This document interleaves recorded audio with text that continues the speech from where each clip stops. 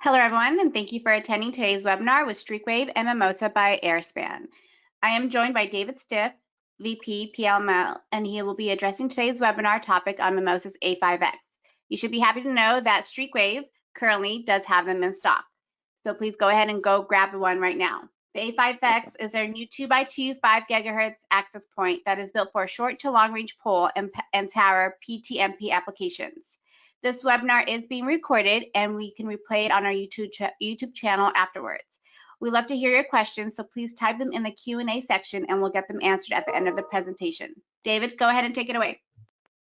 All right, thank you very much for that great intro, and awesome that you guys have them in stock. Just to go along with that, we also have the 2.8 software ready for them, so you can get them, install them, and get them going. So be the first kid on the block to get one if you can. Anyways, the next half an hour or so I'm going to spend going over the A5x and why it truly is a game changer for point-to-multipoint. Before I get into the product itself, I just wanted to take a minute to make sure everybody is aware of the huge benefit that Mimosa has after being acquired by Airspan at the end of 2018. And we basically have taken two award-winning companies with one vision, put them together to make the best of both worlds. For those not familiar with Airspan, they're a leading provider of 4G and 5G wireless. Well, everybody knows Mimosa. We do fixed wireless and 5 gigahertz and a few 11 gigahertz. So we kind of pair both those worlds together and really have a great synergy with the products. I mean, if you take a look at the Mimosa product line, we've seen tremendous growth since the acquisition, not only through our WISP market, but also into the traditional Airspan carrier market. We've also seen new products introduced into the WISP market, for example, the CBRS products from Airspan. And then finally, I'd like to say we're also gaining a lot of experience that going through some of these test houses with Airspan's large service provider customers. They will drag us through the ringer for 6 months doing all sorts of detailed level testing and performance. And we're taking the benefit of that and rolling that back into the software and making that available to everybody. So definitely are seeing, definitely a win-win from the two companies, and very excited to what the future lies. But now let's talk about the A5x. This is our new 2x2 access point designed to be a great, amazing performance at an extremely attractive price. If you take a look at the key features, it's the A5x itself has 2x2 radio. It's connectorized RPSMA connectors on top. There are two versions of the product. There's the version that's for the FCC and ETSI, so that would be for the people in the US. It supports the standard 5 gigahertz. It also supports the new Uni 4 5850 to 5895, and that is available if you have a FCC STA, a temporary license to operate. You can use our licensed mode and open up those frequencies, assuming that you have a right to do that. It also there's another version that supports our rest of world that's opened up from 4.9 to 6.4. And what we plan on doing is, as the FCC opens up, the more frequencies in 6 gigahertz and beyond, and they've published the different RF criteria, we'll be able to take that and then model the hardware to meet the FCC standards around that. But just knowing today, the current version in the US supports the 5 gigahertz, does not support all the way up to 6.4. We support 44 clients in GPS sync mode and 66 clients in Wi-Fi interop mode. We do have built-in GPS, so we can do co-location and network-wide sync to allow channel reuse when you're dealing with back-to-back radios. This is ultra rugged IP67, so it's designed to withstand harsh weather environments. It's also very low power draw. It takes basically averages around 9 watts, maximum is 12.9 watts, so very, very energy efficient product. From a PoE standpoint, it supports 24 to 56 volt passive PoE input.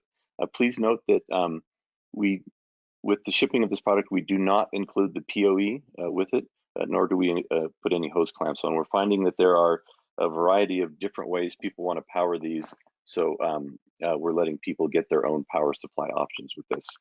From an antenna standpoint, it works great with our Mimosa A5x and also third-party antennas.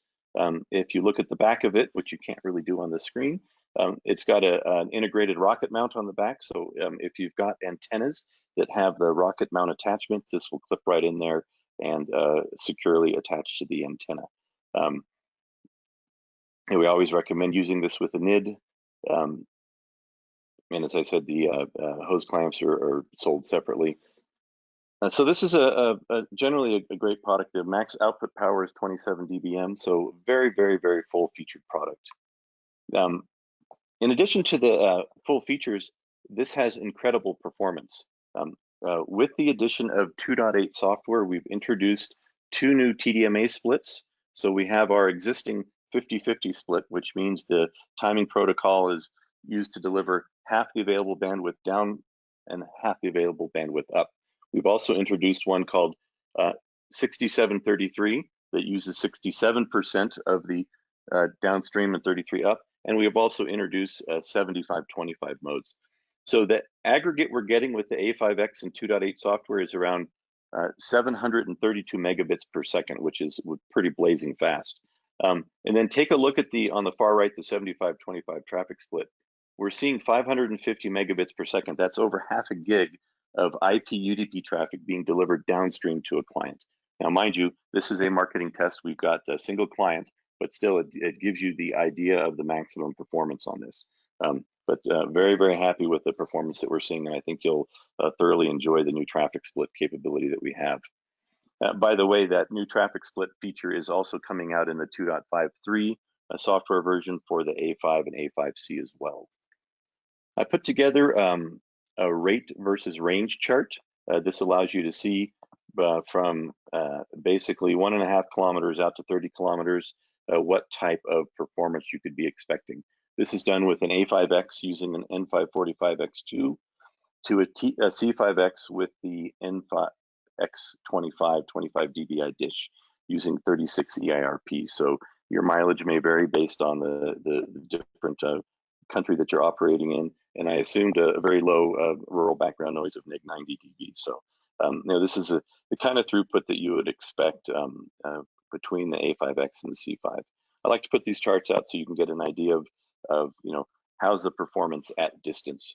So you can see if you go out to 8 kilometers, around 7 kilometers, you're still pushing close to 500 megabits of aggregate throughput. Now, if we look how the A5X stacks up to the existing Mimosa point-to-multipoint access point portfolio, you can see that it's really designed here for the mid to longer range. You can also use it short range if you wanted to put an Omni antenna on it. So it's basically what it's doing is it's providing a great value while still having GPS sync. It's got the 2x2 antennas, very small size, very low power draw. Contrast that to the A5C.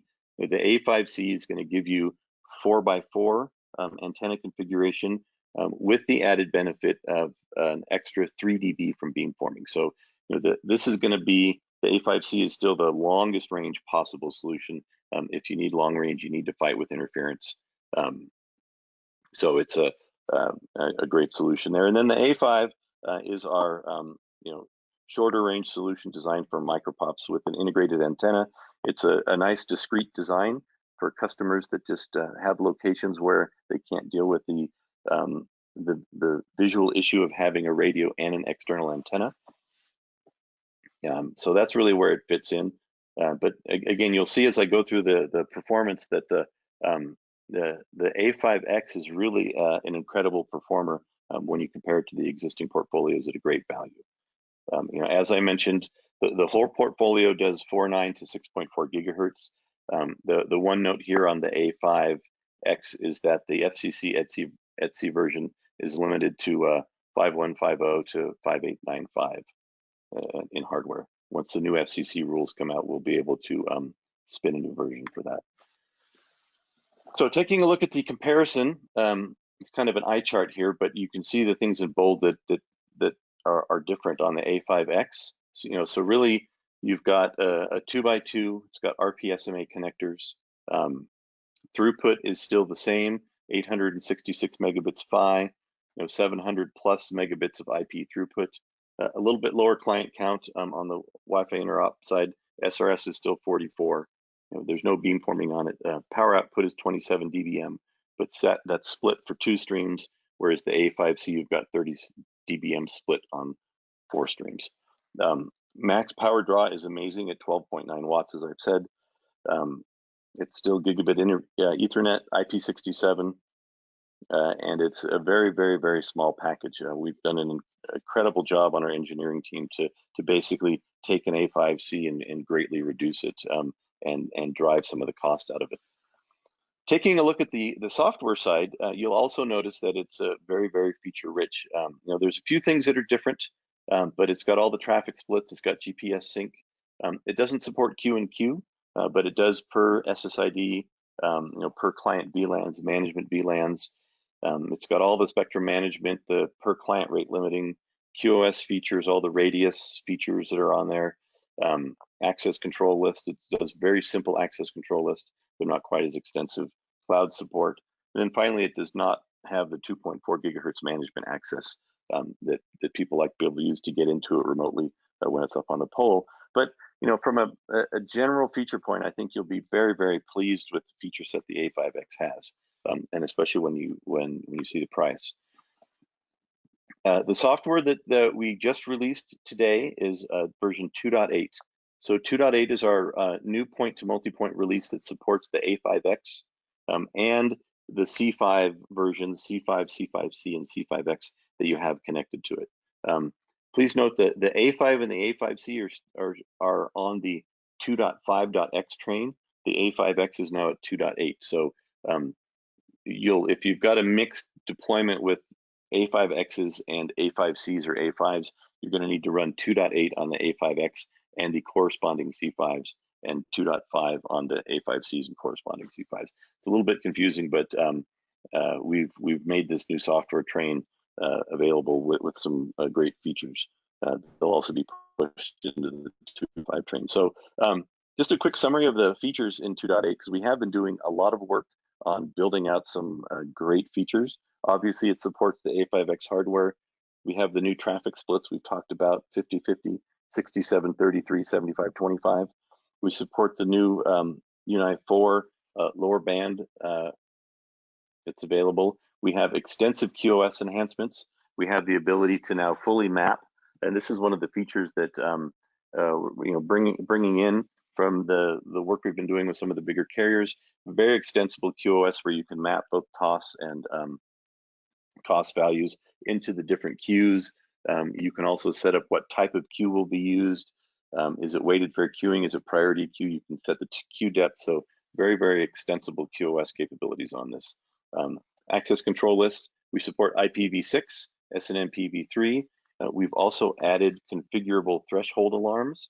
So you can actually have the A5X send out events based on a threshold that you sent for utilization, performance, dropped clients, those sort of things. So it provides a way of helping to reduce the amount of noise just sending out an event based on your thresholds.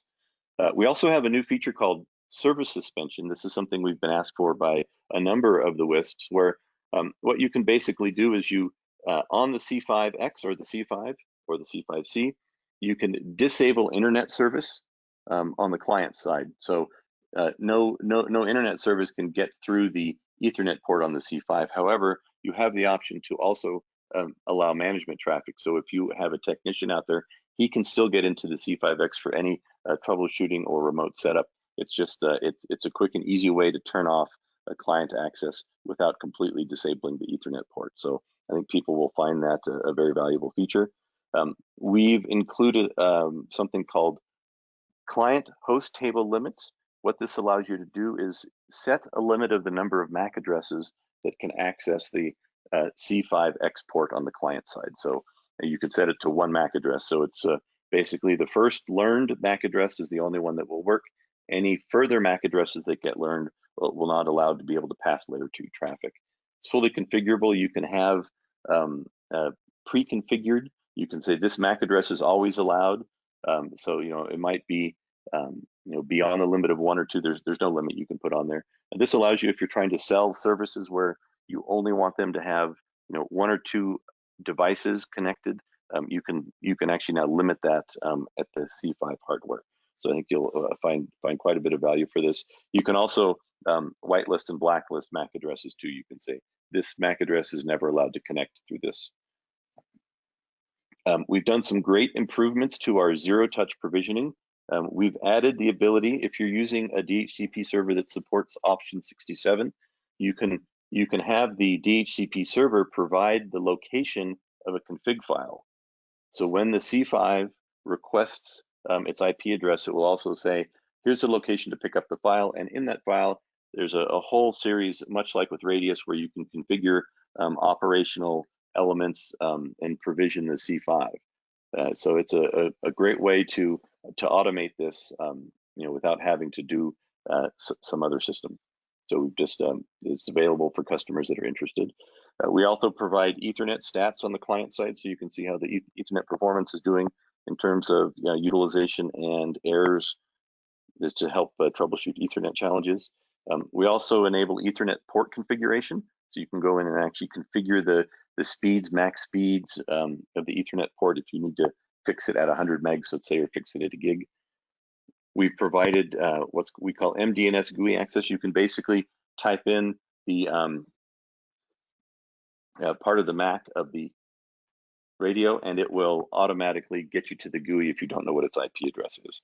You simply look at the setting, look at the physical hardware label, get the information off of it, type it in. It just it makes it easier to find that. And then we've made some web UI enhancements, just making the product more responsive, easier to use. So we're very excited about 2.8 at release today. Now, taking a look at the A5x box, it's actually a pretty simple solution. There is one A5x with an IP67 gland in there. Here's the different part numbers for the FCC and ETSI version, as I talked about. And there's an install and user guide. So pretty Spartan what's in it, but we found that our customers are asking for the flexibility that they want to. Sometimes they want to use a PoE switch. Sometimes they want to use our PoE injector. They want to use someone else's. So we've just made this a la carte now. So we do support using the PoE part number 500-00025 and the NID, and then the hose clamps are sold separately. We assume also most installers have a bag. I know I do. I have a bag full of hose clamps. So we're just trying to streamline the sales of this. One thing to note, we do have 2 PoEs that we're providing that work with this. We have our wall plug PoE at 56 volts, and we've introduced a new 24 volt PoE injector that is not a wall plug. It actually has the what I call the Mickey Mouse plug in the back of it. So it's just a standard PoE and PO out that plugs into the wall. So that should be shipping in about a month. So definitely take a look at that. The distributor should have that on their websites fairly soon if they don't now. So you'll have a couple options of which PoE injector to use, and then we'll be switching over, getting rid of the wall plug PoE and just going with the plug-in version. We just have, I think people will be much happier with that solution. Now, in terms of playing well together, if you take a look at these 3 products, you've got our A5X, you've got the N545X2 antenna, and then you have our C5X modular design. They provide great value and awesome noise mitigating capabilities in the antennas. So if you're taking a look at getting started, this is a great way to go. If you're not familiar with the N545X2, very similar design to our N545X4, but it's only 2 ports for the A5X. It's it brings together the best of both worlds. You get the coverage like a sector, so you're going to get high gain 19 dBi, 45 degree azimuth, 9 degree elevation, full frequency support for the A5X. So you get a nice coverage pattern on the ground for doing point-to-multipoint, but you get the benefits of noise mitigation like you would with a horn. There are massive side load projections. If you take a look at the way we designed the N545, this blue and red picture here is actually looking down bird's eye view from the top. You can see that we've designed these basically gutters inside of it so that there is hardly any side lobe information coming in or going out, right? So it's a very, very directional antenna, which provides focused energy just where you need it, and it's not susceptible to noise. It has an industry-leading front-to-back ratio as well at 43 dB, so it provides excellent front-to-back channel reuse when you're trying to deploy multiple of these around a pole. And then pairing this up with our C5x, this is a great solution because you've got a single CVE now for all scenarios. So, basically it's delivering over 700 megabits per second of throughput. And we have a series of twist-on antennas. You can choose to run it without any antenna. It's got an internal 8 dBi antenna, or you can twist on a series of other antennas that go from 12, 16, 20, all the way up to 25 dBi. These modular antennas have awesome RF performance. If you take a look at the two dishes and turn them on their side, we utilize something called a Cassegrain antenna design. What the Cassegrain design does is you'll notice the actual stalk is pulled down inside the dish itself. Compared that with many of the competitors' dishes, the stalk is actually sticking out. The downside of that, when the stalk is sticking out of the dish, it's susceptible to interference from the side. With the Cassegrain, it's pushed down in there, and its front to side ratio is amazing. So it does very, very good in terms of performance in noise. So it's 27 dBm. It's IP55 rated. Again, very low power draw, 2x2 MIMO. And taking a look at what the impact of this noise is, the incredible interference mitigation gives you up to 10 dB of SINR, which is signal to interference noise, and it gives you that level of improvement. So, here's an example of the Mimosa C5x on the side of a house and where you're going to get the interference from the house. And then on the right-hand side, you have one of our competitors' client radios on the side of a house. And you can see, because the front to side and front to back is much bigger on the competition, you have a lot more opportunities for interference. What 10 dB buys you is basically a 10 times improvement. What that means from a radio standpoint is 4 MCS rates or a PHY rate plus 370 megabits per second throughput. So substantial performance improvements when you're taking a look at the antenna pattern on the C5x. Now, we've had great performance and feedback from our customers. Now, in terms of supporting the point-to-multipoint installation, Mimosa has a great modern set of tools, cloud management, and planning that help you quickly design this. So the first one I want to go over is our installation and provisioning app. It's called the mobile app. It provides easy aiming, subscriber management automation. If you're using 802.1x radius, you can actually have it fully provision everything using radius. It makes it extremely simple for the installer. They don't need to be a networking genius to do this. They simply can click a button and off it goes. We have, for example, pre-installed MAC address serial number scheme for the username and password for radius. So you can't find that by looking at the back of it, but it's well-known on each radio. So if you're using our cloud, you can basically take that information, pre-provision it inside your radius system, and then have an extremely secure automated setup where the installer doesn't even have to know what the login authentication information is. So there's a lot of great features. We also have normal provisioning where you can just put in profiles and the mobile app will go provision it. It will also push new versions of software out and allow you to aim the device. So the whole goal of this mobile app is it lets you get up and running in extremely fast time. An installer can take a radio out of the truck, unlock it, push firmware down, install it, and aim it in about 10 minutes. From a cloud-based management standpoint, you're probably familiar with our cloud, but we've got a great set of tools for basically managing the cloud system. You can define your network-wide spectrum. So you can actually go in and take a look at the network-wide spectrum. I don't know if you've seen this yet, but if you've got multiple C5s off of an A5, you can get a view that shows the spectrum and all the sites stacked up on top of each other to help you figure out the optimum channel you can use. You can also use it for firmware management. There's a great set of performance data to find out what's going on all the way down to RF chain level. You can see what the noise impact to the SNR is, and a great tool for keeping your network up and running. We also have something called our network design tool, which is a great feature for coverage planning and service estimation. We have 3D AP antenna modeling, so you can put the A5X in there. You can put the N545X2. We use NASA SDM topology. We don't have any clutter data, but we do have topology, so you can see what it looks like. You can also have a multi-AP view. We've added that feature recently, so I can have a tower with 4 or 6 A5Xs on it, and you can actually see the coverage pattern. You can now put clients out there as well. You can see for a C5X, you can click on the subscriber address, and it will tell you what the recommended dish size is based on the type of speed you're trying to hit. And then we also have a new feature that you can print a bill of materials, so it will list all the information that you need to get the key pieces to add an A5X to your tower.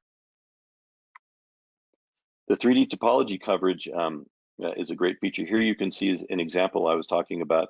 The lines show you the different type of coverage that you get. So for an example, if you're looking for MCS7 coverage for the CPE, you can see that the dark blue is a 16 dBi, the medium dark blue requires a 20 dBi, and then the lighter one all the way out to the edge would be a C5C with a 30 dBi dish on it. So it quickly gives you the ability to see what kind of radio you need for a deployment. And then you can actually see the client path and link details as well. So here I'm looking at, you can see the client path with the topology. I can see that based on where this client is placed, and I hover over and click on the client, I can get all the information about where the A5 is, the CPE is. I can see it's not obstructed. And then I'm actually going to give you the estimated MCS rates for the different type of antennas. And then you can see in this case, we're recommending a 20, 25, or 30 dBi antenna as the one to get the highest MCS rates. So a great tool to help you figure out before you go on site what kind of equipment you'll need. All right, so that really wraps up the A5X, all the supporting material to help you deploy your point-to-multipoint solution. Just wanted to take a few minutes to go over, and remind everybody that Mimosa is continuing to innovate, right? As you've seen from the 2.8 feature set, we continue to deliver carrier-grade features, right? We're bringing, requests that we hear from our field, requests that we get from the bigger Airspan service providers, and bringing those all together and continuing to deliver carrier-grade features at great, reasonable prices. Our roadmap is full speed ahead. Over the next 3 weeks, you're going to see some software releases coming out. 2.8 was released today, so that supports the A5X and the C5 connected to that. It also supports B5, B5C, C5C, and C5X in point-to-point mode. So a lot of great features in there that I think you'll be quite happy with. For example, when you're looking at the point-to-point operations, you can actually do rate limiting now. So a B5C could be deployed, or even a C5X, and you could rate limit point-to-point if you're using this to feed business subscribers, so you don't have to put a router that's doing rate limiting on site. 2.5.3 for point-to-multipoint should be coming out within the next few weeks. We're just finalizing all the beta feedback. That's going to be supporting the A514, A518, A5C, and the associated clients that connect to that. And then 2.5.3 point-to-point for the B24 as well. In terms of what we're doing on the roadmap, we're also busy at work with the next generation of innovation with 802.11ax. So I'm not going to go into particulars of which products we're putting that on, but you can imagine. So, if you're taking a look at 802.11ax for Wi-Fi 6, there are huge benefits to the fixed wireless world. You're looking at 6+ gigabits of AP capacity, with a 10 gig PHY. You get 8x8. You get MU MIMO, sorry, on the downlink side for up to 4 clients, and 160 megahertz of channel width. So huge benefits over 2x2 at 802.11 AC. You get extremely fast high client speeds, 160 megahertz, 1024 QAM up to 8x8. You'd be expecting upwards of 2 gigabits aggregate client speed. So you'll probably have a 1 gigabit port on that, but still that's pretty impressive, being able to get to aggregate 2 gigs to the client site. AX gives you massively improved efficiency and guaranteed rates, so much more deterministic capacity by dividing and scheduling uplink client frequency resources that are called RUs, with lots of options to map resources based on guaranteed rates. So the uplink side is much more controlled, extremely low latency. With OFDMA, you can basically utilize up to 74 separate resource units. These are the small 2 megahertz chunks simultaneously. So you can get 4 times the latency reduction over standard AC products this way. You also get super high client density. With the new scheduling, you can get hundreds of thousands probably of clients, which is great for emerging markets. Obviously the more clients you get, the lower speed per client and the higher latency, but for places that need the high client counts and often adding extra access points, this will be a great solution for them.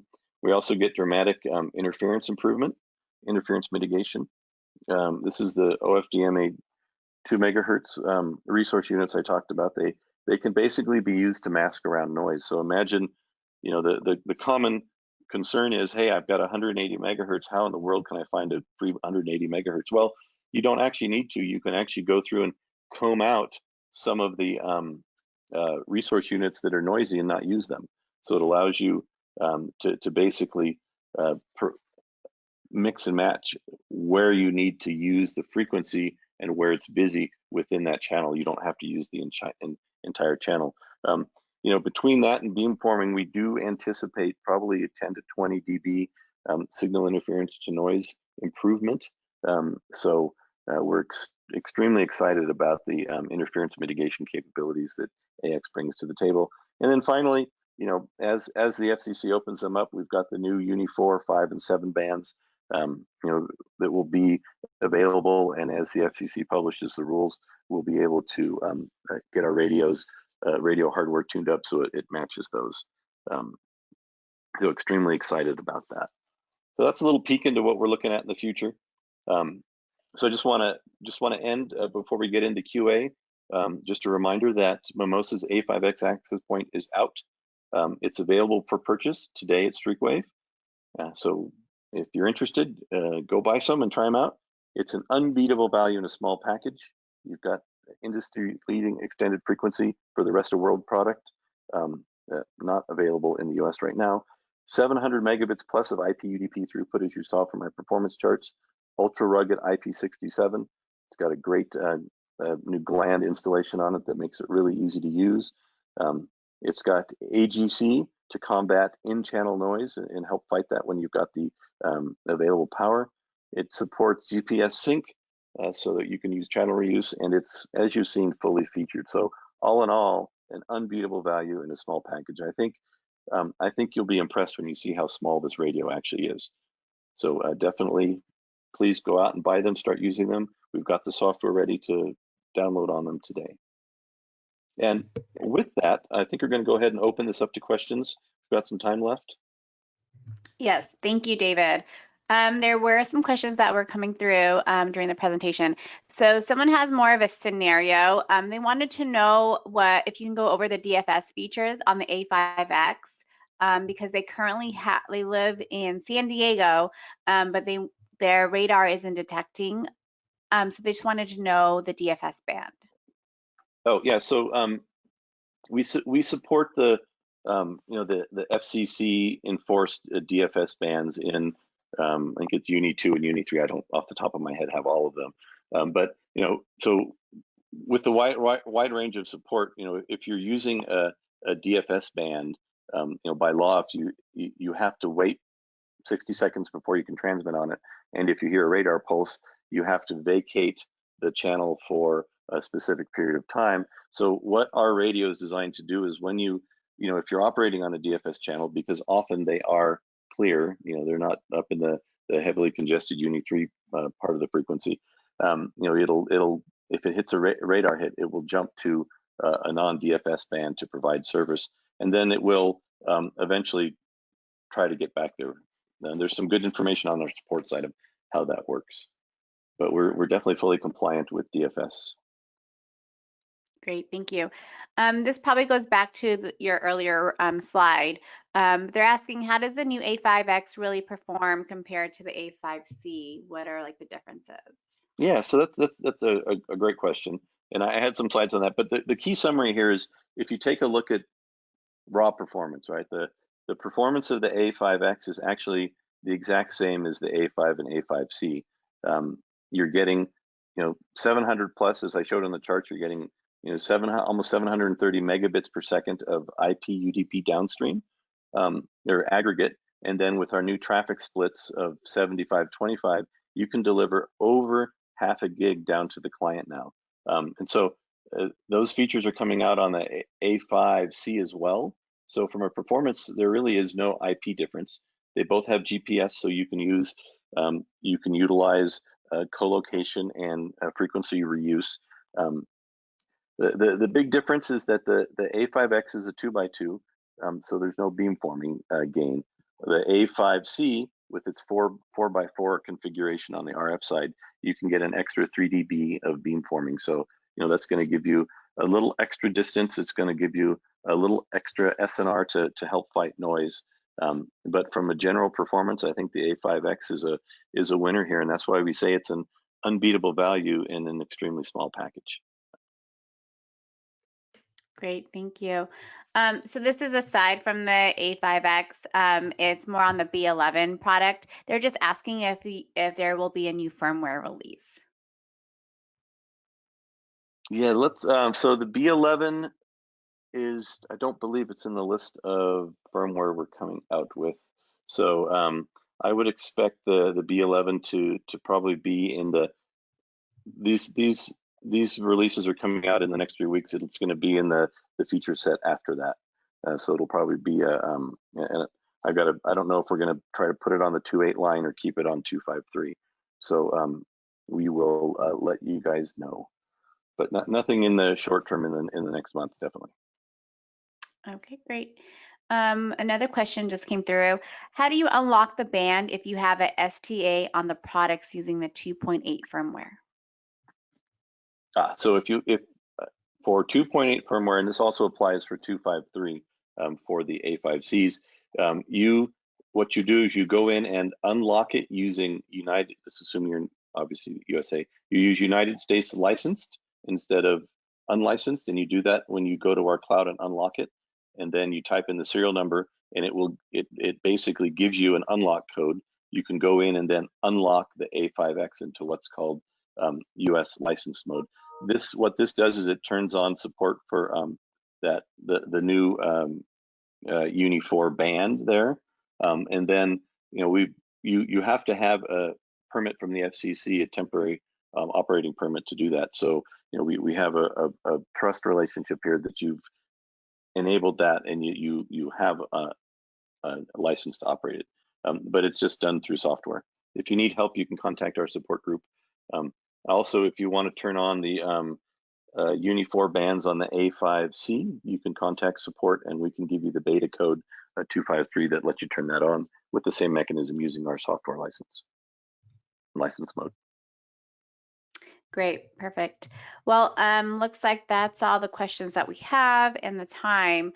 So like David mentioned, we do have the A5Xs in stock at streakwave.com.